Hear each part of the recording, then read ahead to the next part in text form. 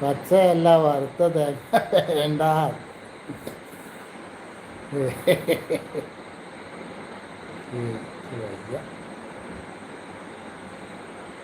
പിന്നെ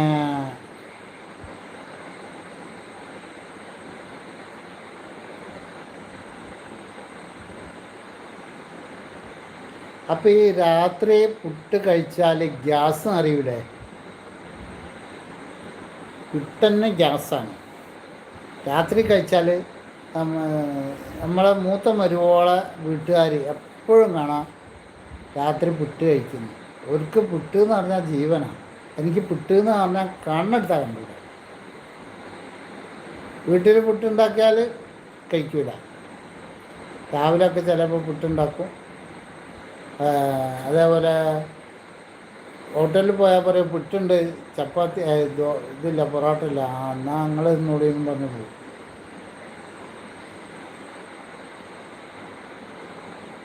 എനിക്ക് വേഗം ഗ്യാസ് വരും പുട്ടുന്നത്. ചിലവർക്ക് ഭയങ്കര ഇഷ്ടമാണ് പുട്ട്. നെഞ്ചരിച്ചൽ വരും പുട്ടുന്ന. ആവിയിൽ വേവുന്ന സാധനം. ആവിയിൽ വെന്തവനെ പിട്ടേ കറിയിൽ വീഴുക നീ എന്ന് കേട്ടിട്ടില്ലേ? ആവിയിൽ വേവുന്ന പുട്ടിന് നെഞ്ചരി